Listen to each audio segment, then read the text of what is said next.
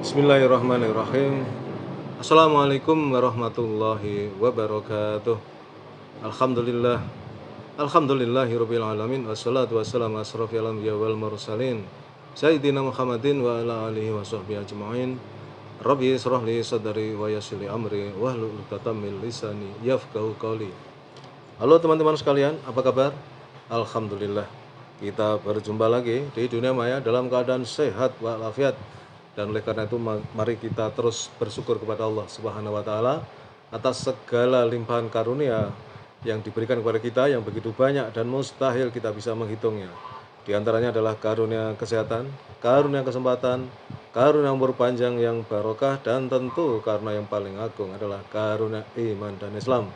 Karena dengan keduanya itulah kita akan selamat fid dunya wal akhirah.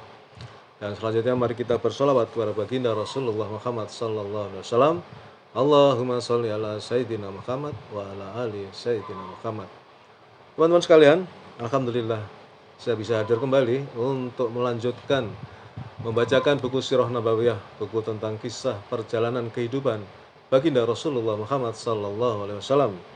Dan pada siang hari ini saya akan lanjutkan bab tentang hijrah Nabi sallallahu alaihi wasallam, di mana pada perkembangan ketika beliau bersama Abu Bakar meninggalkan Mekah, yang ketika itu hampir saja beliau hendak dibunuh ya oleh kaum Quraisy kafir ya, tetapi dengan pertolongan Allah beliau bisa meninggalkan rumah yang sebetulnya sudah dikepung ya, dan kemudian kedudukan beliau di tempat tidurnya itu digantikan oleh Ali bin Abi Thalib. Kemudian pada malam-malam hari itu kemudian beliau bersama Abu Bakar As-Siddiq kemudian berjalan meninggalkan Mekah menuju Madinah, tetapi melalui rute yang sulit diduga, yaitu rute ke arah selatan, ke arah Yaman. Mestinya kalau ke Madinah ke arah utara, ya terus ke utara, tapi ini ke arah selatan, ke arah Yaman. Dan kemudian mereka masuk di Gua Sur, ya di Gua Sur, di Bukit Sur. Sekarang masuk ketika mereka berdua di dalam gua. Ketika tiba di gua, Abu Bakar berkata, "Demi Allah, engkau jangan masuk dulu sebelum saya masuk. Jika di dalam sana ada sesuatu yang berbahaya, biarlah saya yang terkena, bukan engkau." Lalu Abu Bakar membersihkannya. Dia menemukan di sisi-sisi gua tersebut beberapa lubang. Dia menyobek kainnya untuk menutup semua lubang tersebut, tapi masih ada 2 lubang lagi yang belum tertutup, sehingga dia meletakkan kedua kakinya pada kedua lubang itu. Setelah itu dia berkata kepada Nabi sallallahu alaihi wasallam, "Masuklah." Belum pun masuk ke dalam gua, merebahkan kepalanya di atas pangkuan Abu Bakar lalu tertidur. Kaki Abu Bakar yang dipakai menyumbat lubang tersengat binatang berbisa, tetapi dia tidak bergerak karena khawatir akan membangunkan Rasulullah sallallahu alaihi wasallam dari tidurnya. Luar biasa ini ya. Sahabat Abu Bakar ini luar biasa. Air matanya menetes jatuh mengenai wajah Rasulullah SAW, sehingga beliau terbangun dan berkata, "Apa yang terjadi dalam dirimu, wahai Abu Bakar?" "Ibu dan ayahku menjadi tebusanmu, wahai Rasulullah. Kakiku telah tersengat," jawabnya. Beliau kemudian meludah kecil ke arah sengatan tersebut sehingga sakitnya hilang sama sekali. Keduanya bersembunyi di dalam gua tersebut selama 3 malam, yaitu malam Jumat, malam Sabtu, dan malam Ahad. Adalah Abdullah bin Abu Bakar berjaga mendampingi mereka berdua pada malam hari. Aisyah radhiyallahu anha berkata, "Dia Abdullah adalah seorang anak muda yang cerdas dan cepat paham. Dia meninggalkan mereka berdua menjelang subuh sehingga pagi harinya bisa berada di Mekah bersama orang-orang Quraisy, seakan-akan malam harinya dia menginap di Mekah." Semua perintah dari Nabi SAW dan Abu Bakar dia cerna dengan baik. Lalu dia menyampaikan informasi tentang masalah tersebut kepada keduanya ketika di waktu malam hari. Sementara Amir bin Fuhairah, hamba saya Abu Bakar, bertugas mengembalakan kambing perah untuk keduanya. Sesaat menjelang malam, kambing-kambing tersebut diistirahatkan sehingga keduanya dapat meminum susu perahan kambing tersebut. Kemudian ketika tiba waktu subuh, dia menyeru kambing-kambingnya untuk pergi. Dia melakukan hal itu selama 3 malam tersebut. Setelah Abdullah bin Abu Bakar pulang ke Mekah, Amir bin Fuhairah bersama kambing-kambingnya selalu menyusuri jejaknya agar terhapus. Sementara itu orang-orang Quraisy semakin memuncak kegilaannya ketika mereka yakin bahwa Muhammad SAW telah lolos dari rencana jahat mereka pada pagi harinya. Maka yang pertama kali mereka lakukan adalah memukuli Ali, lalu menyeretnya ke Ka'bah dan menahannya beberapa lama dengan harapan mendapatkan informasi tentang keduanya. Setelah gagal mengorek informasi dari Ali, mereka lalu mendatangi rumah Abu Bakar. Mereka mengetuk pintu rumah, maka Asma binti Abu Bakar keluar menemuinya. Mereka bertanya, di mana ayahmu? Asma menjawab, demi Allah, aku tidak mengetahui di mana ayahku. Abu Jahal langsung menamparnya hingga anting-antingnya terjatuh.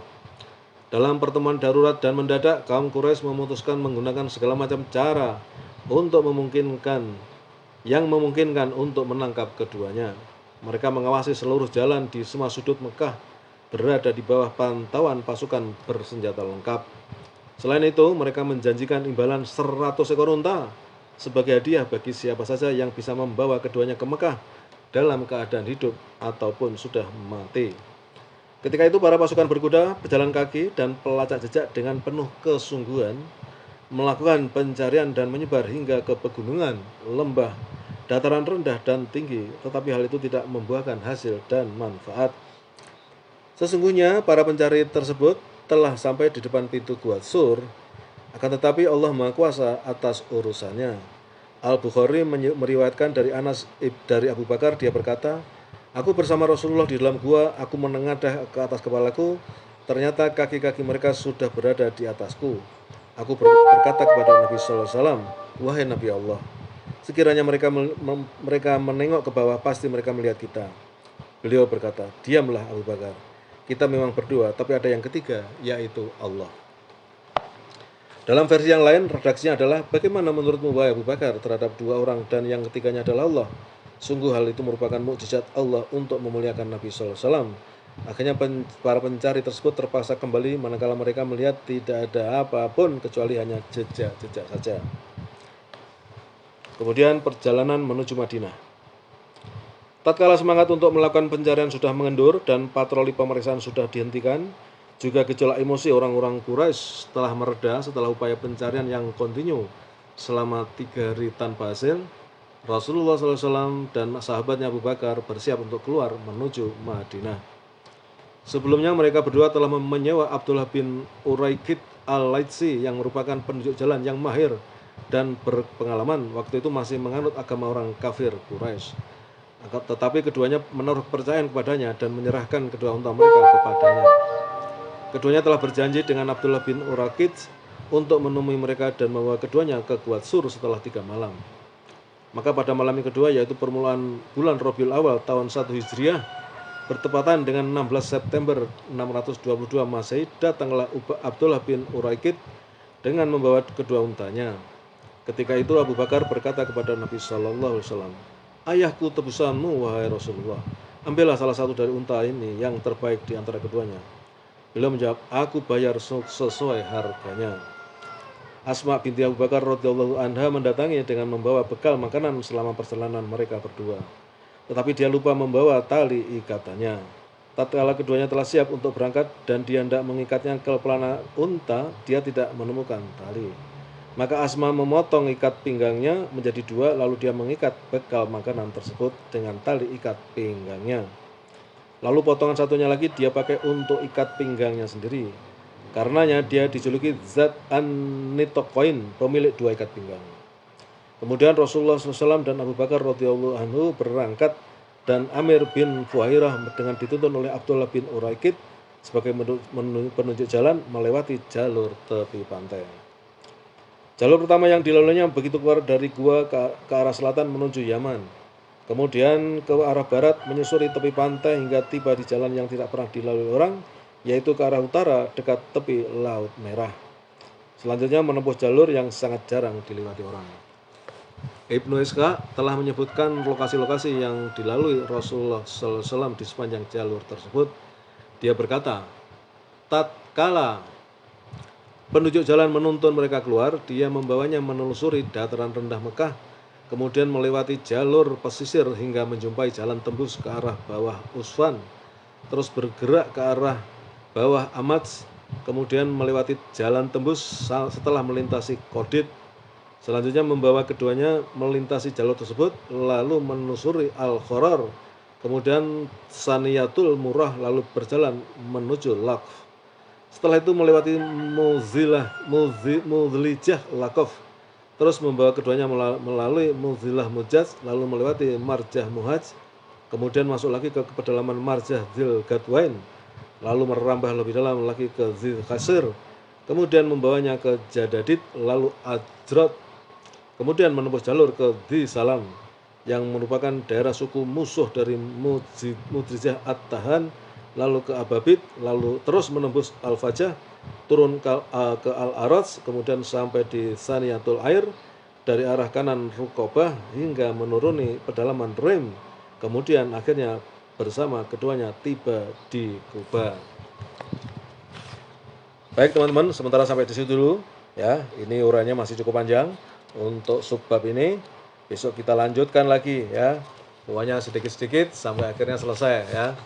Mudah-mudahan dengan kita membaca atau mendengarkan kisah perjalanan kehidupan baginda Rasulullah ini, kita makin mencintai beliau, kita sering bersolawat kepada beliau, sehingga kita ketika kelak kita di yaumil hisab, di padang mahsyar, kita memerlukan pertolongan, karena pada saat itu tidak ada pertolongan selain hanya dari pertolongan Allah, maka kita bisa memohon, mengharapkan pertolongan atau syafaat dari baginda Rasulullah yang diberi otoritas oleh Allah untuk memberikan syafaatnya.